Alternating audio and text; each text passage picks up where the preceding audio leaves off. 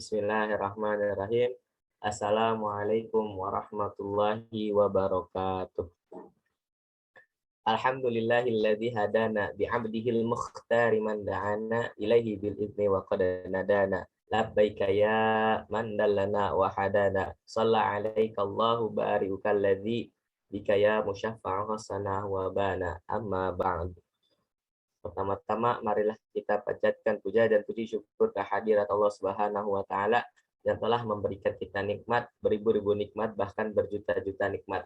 Wabil khusus nikmat sehat, karena dengan nikmat sehat inilah kita dapat berkumpul dalam tatap muka virtual ini. Salawat serta salam marilah kita junjungkan kepada baginda agung kita, yakni Habibana wa Syafi'ina Muhammadin Sallallahu Alaihi Wasallam, yang telah membawa kita dari zaman kegelapan sampai zaman terang benderang ini, dari zaman kebodohan sampai zaman yang penuh dengan kepintaran ini. Baik, untuk mengefisienkan waktu, saya Syahril Ghifari dan teman-teman saya Syakira Nurbani Yusuf dan juga Zulfa Hasanah dengan bangga kami dari tim Gokil Gangs UIN Sunan Gunung Jati Bandung mengikuti Intellectual Competition 2021 dengan judul Cashless Society Disruptive Innovation Fintech.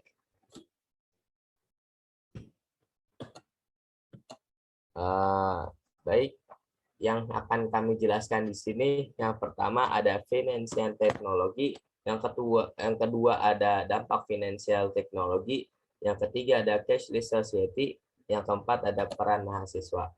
Baik, langsung saja. Yang pertama, finansial teknologi. Finansial teknologi merupakan sistem keuangan yang mengubah model bisnis konvensional menjadi lebih praktis, sehingga proses pembayaran transaksi atau kegiatan layanan keuangan lainnya dapat dilakukan dalam hitungan detik dan kondisi jarak yang jauh. Dan financial teknologi ini terbagi beberapa jenis. Yang pertama ada peer-to-peer lending atau yang sering disebut dengan P2P. Yang kedua ada e-aggregator. Yang ketiga ada manajemen risiko investasi. Yang keempat ada payment clearing dan settlement. Baik, untuk materi selanjutnya akan disampaikan oleh Saudari Syakira Nurbani Yusuf. Pada Syakira Nurbani Yusuf, dipersilahkan. Baik, terima kasih. Di sini saya akan menjelaskan tentang dampak dari finansial teknologi. Dampak dari finansial teknologi sendiri dibagi menjadi dua, yaitu ada sisi negatif dan juga sisi positif. Di sini saya akan menjelaskan terlebih dahulu tentang sisi positif dari finansial teknologi.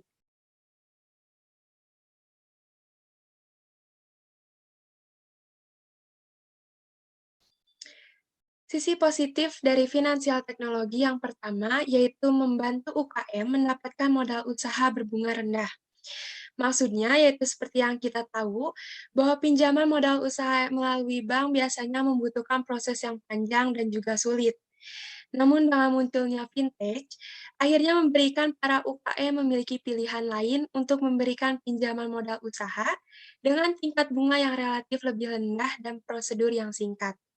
Untuk menawarkan modal usaha dengan bunga yang relatif lebih rendah dan proses yang lebih singkat, salah satunya yaitu dengan melakukan sistem peer-to-peer atau P2P lending, di mana sebuah platform yang menyatukan orang-orang yang membutuhkan pinjaman modal usaha dan orang-orang yang ingin mengembangkan dana atau yang ingin meminjamkan dana yang mereka miliki. Yang kedua, yaitu mempermudah layanan finansial.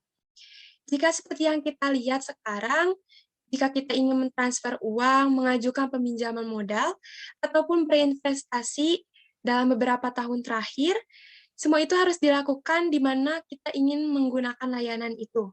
Sementara itu, di era saat ini, semua itu bisa dipermudah hanya dengan menggunakan ponsel pintar. Hal tersebut bisa lebih hemat waktu dan tenaga, karena kita tidak perlu keluar rumah untuk melakukan transaksi. Yang ketiga yaitu mendukung taraf hidup masyarakat jadi lebih baik. Berperan dalam meningkatkan taraf hidup masyarakat seiring berjalannya waktu, daya beli masyarakat juga semakin kuat. Ini juga merangsang orang untuk membangun bisnis online mereka sendiri. Dengan kata lain, vintage dapat membangun meningkatkan kesejahteraan ekonomi masyarakat. Yang keempat yaitu meningkatkan inklusi keuangan di Indonesia. Keberadaan vintage yaitu dapat menjadi akselerator bagi inklusi keuangan di Indonesia. Inklusi keuangan sendiri dapat didefinisikan sebagai kondisi bagi individu dan perusahaan untuk menggunakan atau memperoleh produk keuangan seperti perbankan, investasi, asuransi, pinjaman, teknologi keuangan, dan lain-lain. Di Indonesia, tingkat inklusi keuangan mengalami peningkatan dari tahun ke tahun. Meski begitu, rasio lancar masih jauh dari target 75%. Namun, vintage merupakan salah satu faktor penting untuk menjaga inklusi keuangan negara. Perusahaan vintage memberikan kemudahan kepada masyarakat sehingga dapat menguasai berbagai layanan keuangan dengan satu tangan. Yang kedua adalah sisi negatif dari finansial teknologi. Sisi negatif dari finansial teknologi yang ditimbulkan yang pertama, adanya penyelewengan dana nasabah. Salah satu produk yang dikeluarkan yaitu produk penggalangan dana yang banyak diminati. Namun, banyak sekali bahayanya. Beberapa produk penggalangan dana ini tidak memiliki izin yang jelas atau tidak terdaftar di Otoritas Jasa Keuangan atau OJK, sehingga bisa dikatakan ilegal. Ada banyak berita di mana bahwa banyak perusahaan teknologi keuangan yang tidak berlisensi atau menyalahgunakan dana pelanggan, menyebabkan banyak pelanggan menderita kerugian, sehingga pelanggan kehilangan dana yang diinvestasikan. Yang kedua yaitu penipuan berkedok investasi. Saat ini beberapa perusahaan justru menjalankan bisnis dengan risiko tinggi, arahan kerja yang tidak jelas, atau bahkan dalam kondisi ilegal atau bodong. Kita jangan mudah tergiur dan langsung percaya terhadap tawaran dari perusahaan vintage yang belum jelas kredibilitasnya. Yang ketiga yaitu kasus penipuan berkedok pinjaman. Kemudahan meminjam secara online telah menarik banyak orang dalam lingkaran vintage yang tidak ada habisnya. Tak sedikit pelaku melakukan manipulasi kepada penggunaan untuk mengajukan pinjaman. Setelah itu, banyak juga yang memanfaatkan KTP orang yang tidak mengajukan pinjaman, akan tetapi tiba-tiba menetapkan hasil yang tinggi dan tiba-tiba mentransfer uang rekening orang ini dan meminjam uang dengan vintage. Yang keempat yaitu mengancam usaha perbankan gulung tikar. Industri perbankan yang saat ini masih menjadi kebiasaan, bisa saja mulai ditinggalkan secara bertahap, karena kemudahan yang diberikan oleh perusahaan vintage yang membuat banyak orang beralih dari vintage. Namun, akibat penggunaan sistem yang menggeser peran manusia ini, banyak sekali karyawan yang bekerja di perusahaan perbankan harus kehilangan pekerjaan mereka. Yang kelima, ketergantungan terhadap internet. Dengan penggunaan vintage yang sangat bergantung pada internet, masyarakat mau tidak mau menjadi tergantung pada internet. Bahkan penggunaan internet yang berlebihan juga pada jaringan internet dapat mengganggu transaksi keuangan yang sedang berlangsung. Tentu saja ini berdampak buruk terhadap perekonomian. Yang keenam, menumpuknya aplikasi finansial teknologi ponsel. Karena kemudahan penggunaan aplikasi vintage, banyak orang yang mengakumulasikan aplikasi vintage lebih realistis. Tentu saja hal ini menambah stres seseorang ketika harus membayar tagihan dan banyak aplikasi vintage yang telah ia gunakan. Ya, pemateri dari saya. Untuk selanjutnya, di sini saya akan menjelaskan mengenai cashless society. Jadi, seperti yang kita ketahui, financial technology ini menggunakan jaringan internet dalam penggunaan atau pentransaksian instrumen keuangannya. Jadi otomatis dalam penggunaannya juga financial technology menggunakan instrumen non-tunai. Nah, disinilah yang dinamakan dengan era cashless society. Jadi, cashless society merupakan fenomena atau gaya hidup baru yang menciptakan generasi masyarakat tanpa uang tunai. Cashless society merupakan salah satu dampak dari berkembangnya financial technology pada saat ini. Nah, financial technology telah memberikan sebuah solusi dari berbagai transaksi digital. Salah satunya telah memberikan sebuah peralihan penggunaan uang tunai menjadi uang digital. Transaksi digital memunculkan daya praktis bagi tersedianya berbagai kebutuhan yang dapat diakomodasi mulai dari kebutuhan pribadi sampai kebutuhan sosial maupun kebutuhan lainnya. Nah, penggunaan uang tunai ini juga telah digalakan atau dikampanyekan oleh Bank Indonesia sendiri melalui visinya, yaitu visi sistem pembayaran pada tahun 2055 yaitu melalui Gerakan Nasional Non-Tunai atau GNNT.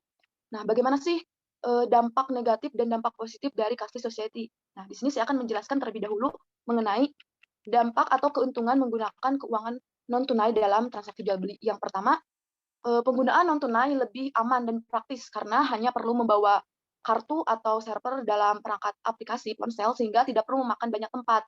Nah, bahkan jika kehilangan instrumen pembayaran non-tunai dapat langsung meminta pihak bank atau jasa keuangan lainnya untuk memblokir instrumen keuangan tersebut. Lalu yang kedua, menekan ongkos pencetakan uang tunai. Karena dilansir dari situs resmi Bank Indonesia sendiri, ada sebanyak 3,5 miliar rupiah anggaran setiap tahun yang digelontorkan untuk mencetak uang baru, termasuk menggantikan uang lama yang sudah tidak bisa dipakai lagi. Lalu yang ketiga, mudah dalam pencatatan dan pelacakan transaksi sehingga dapat memudahkan kita dalam menghitung aktivitas ekonomi yang telah kita lakukan.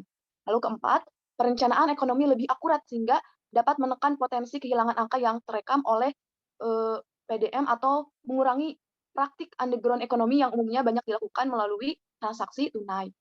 Lalu untuk selanjutnya, ada peningkatan sirkulasi uang dalam perekonomian. Dan yang terakhir, keuntungan terakhir yaitu penyaluran bantuan yang tepat sasaran. Jadi penggunaan keuangan non tunai ini dapat membantu pemerintah dalam penyaluran bantuan yang tepat sasaran. Jika pemerintah menyalurkan dana bantuan secara tunai, maka akan terjadi pemotongan biaya atau korupsi dari oknum pemerintah. Oleh karena itu, penggunaan instrumen non-tunai dianggap tepat sasaran dalam penyaluran dana maupun dalam penyaluran bantuan.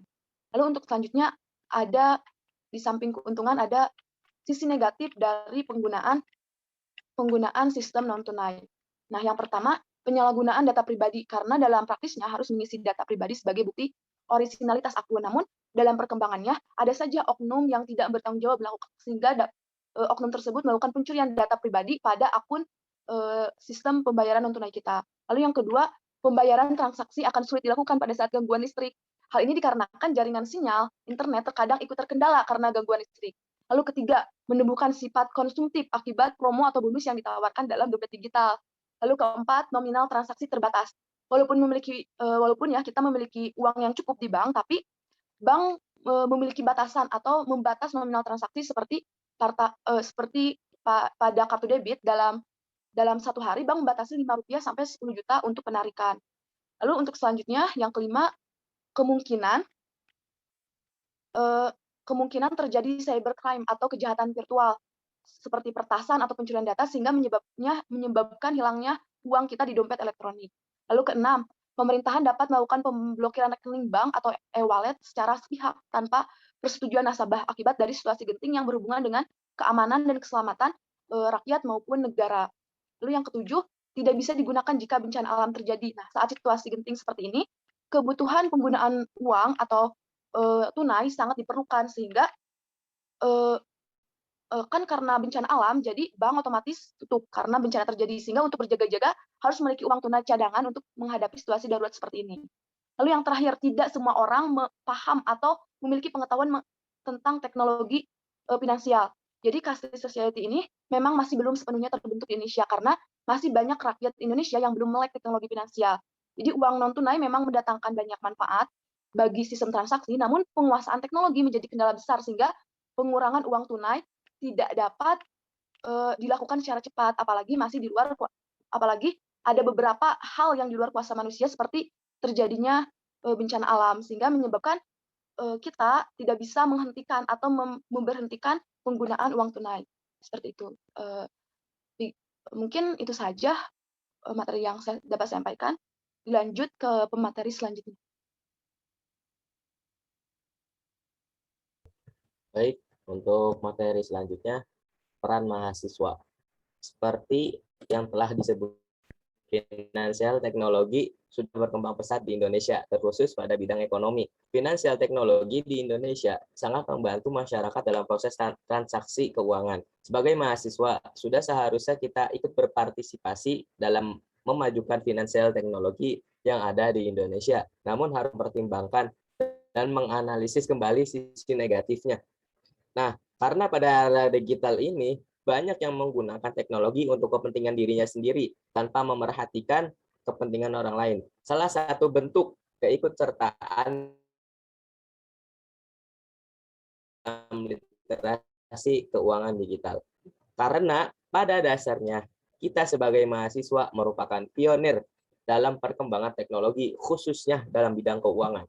Mahasiswa dituntut untuk menjadi perpanjangan tangan atau agen atau perubahan untuk menyampaikan literasi keuangan kepada masyarakat. Mahasiswa juga dituntut untuk menjadi generasi penerus yang menyampaikan pengetahuan mengenai ilmu yang diperolehnya pada generasi setelahnya. Baik, mungkin cukup sekian yang dapat kelompok kami sampaikan. Bangun rumah pakai batu bata dikerjakan pada malam purnama. Mohon maaf jika ada salah kata, sebab manusia tak ada yang sempurna. Wallahu muwaffiq ila aqwamit thoriq. Wassalamualaikum warahmatullahi wabarakatuh.